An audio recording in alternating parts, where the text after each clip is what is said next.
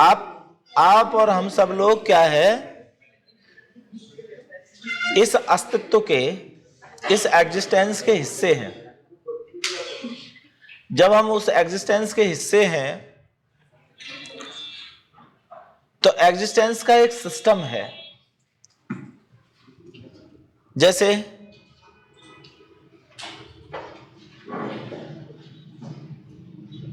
इस स्थान पर सूर्योदय होना एक निश्चित समय है जिस पर सूर्योदय हो रहा है, एक निश्चित समय है जब सूर्यास्त हो जाएगा।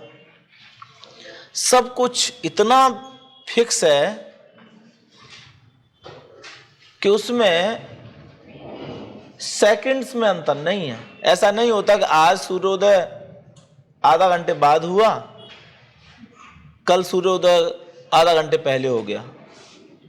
सेकंड्स में अंतर नहीं है। जब आपके जीवन का अंतर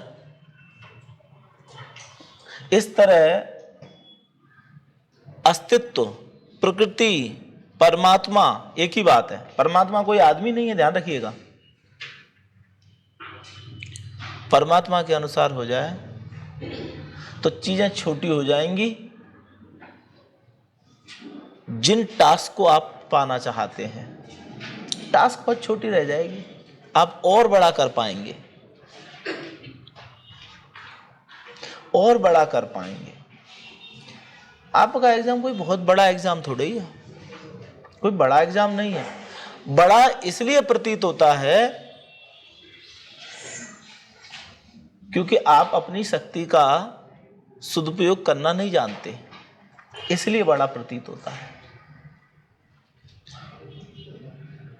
जैसे कल ही टाइम में थोड़ा परिवर्तन किया तो कई लोगों ने कहा सर हम खाना कब खाएंगे। मतलब इतनी बड़ी कमजोरी। सर हम घर कब जाएंगे।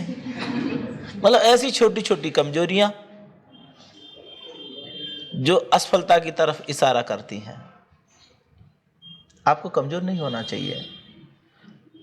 आप इस एज में हैं कि मैक्सिमम 4-5 घंटे सोने के बाद आपके 20 घंटे 19 घंटे एनर्जी से लबालब रहने चाहिए, कभी भी कुछ भी कराओ। क्या आप सोने के लिए आए हैं? आप कैलकुलेशन तो करके देखिए। आप 8 घंटे रोज सो रहे हैं, 8 घंटे रोज सोने का मतलब है 240 घंटे सो गए। और यदि 10 घंटे इफेक्टिव मान लें काम करने वाले, तो आप 24 घंटे सोते ही रहे, 24 दिन तक सोते रहे। सोने के लिए थोड़े आए हो इस संसार में।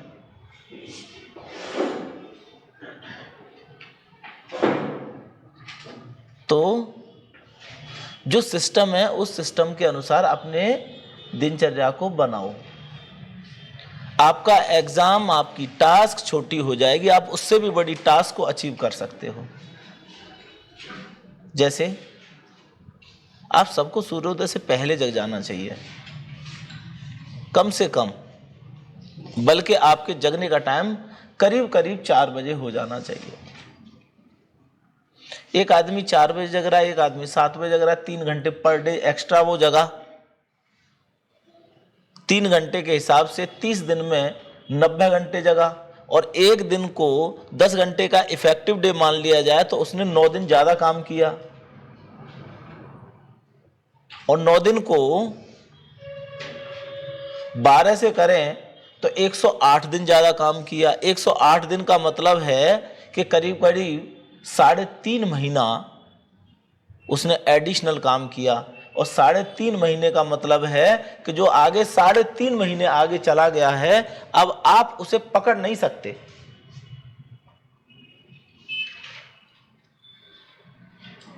और यह 2 साल का डिफरेंस आया और वो तो एक आदमी 4 साल में 3 साल में सेलेक्ट हो रहा है, वो पहले साल सेलेक्ट हो सकता है।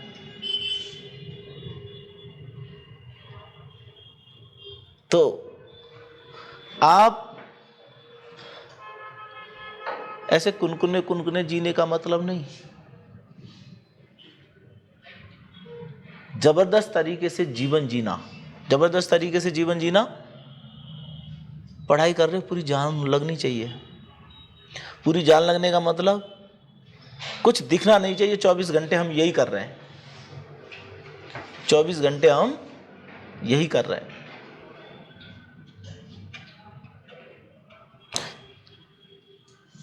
किसी ने मुझे पूछा कि कितने घंटे पढ़ना चाहिए, मैंने कहा 24 घंटे। उन्होंने कहा सर सोएंगे कब, टॉयलेट कब जाएंगे, बाथरूम कब करेंगे? वो तो सब करोगे, लेकिन 24 घंटे आपके दिमाग में सिर्फ और सिर्फ कंपटीशन, आपका एग्जाम रहना चाहिए, ये मतलब है उसका। उस समय भी आप पढ़ रहे हो, ऐसा नहीं फिल्म देखने जा रहे हो तो आप पढ़ नहीं रहे। तब आपके दिमाग में ठीक है मैं 4 घंटे फिल्म में दे रहा हूँ और उसके बाद मैं अच्छे से पढ़ाई करूँगा। ठीक, इस तरह करिए तो सुबह जल्दी जगिए। दूसरी, आप में शक्ति का अभाव है, शक्ति कमजोर है, मन कमजोर है। मन कमजोर है मतलब मस्तिष्क कमजोर है, तो उसे सबल कर लीजिए। सबल कैसे होगा? कम से कम एक काम रोज कर सकते हैं कि प्रतिदिन एक्सरसाइज जरूर करनी है। एक्सरसाइज, कई लोग कहते हैं कि हम तो घर से दूध लेने जाते हैं पैदल, वहाँ से पैदल आते हैं। कल मैं एक लड़की को पूछ रहा था, मैंने कहा एक्सरसाइज भी करते हो या नहीं? कि नहीं सर मैं वहाँ से अपने घर से पैदल पैदल आती हूँ ना। वो एक्सरसाइज नहीं है। एक्सरसाइज का मतलब क्या है? एक्सरसाइज का मतलब है कि एक टाइम आपके द्वारा इतना काम करना कि आपका रोम रोम थक जाए, पसीना आ जाए और नेचर को ये आभास करा दो कि इस शक्ति से मेरा काम नहीं चल रहा, तो वो आपके लिए थोड़ी और शक्ति बढ़ा देगी और डेली बढ़ाती चली जाएगी। और फिर जो कुछ भी दूध लेने जाते हो, काम करते हो, ऊपर नीचे चढ़ते हो, वो तो आपका काम है, वो एक्सरसाइज नहीं है, उसका कोई मतलब नहीं है। अपने काम को कई लोग एक्सरसाइज मान लेते हैं, वो गलत है। वो एक्सरसाइज है ही नहीं, ठीक है ना, ताकि आप अपने लक्ष्य को पा सकें। तो आज किसने एक्सरसाइज खूब सारी की, कम से कम थोड़ा पसीना आया? अमित ने की, अच्छा आपने भी की, आपने भी की, 3 और 1 4 5, वेरी गुड। ये 5 आगे निकल जाएंगे, आप रह जाएंगे। और वैसे भी सीमित संख्या है, आप देखो 83 पोस्ट तो है, सब माने रखता है। आपकी ये पढ़ाई का हिस्सा है ये। तभी तो मैं कह रहा था, मैं सोचता था एक गुरुकुल हो जहां हम असफलता को बंद कर दें। असफल नहीं होगा हमारे यहाँ कोई भी आदमी, की जा सकती है।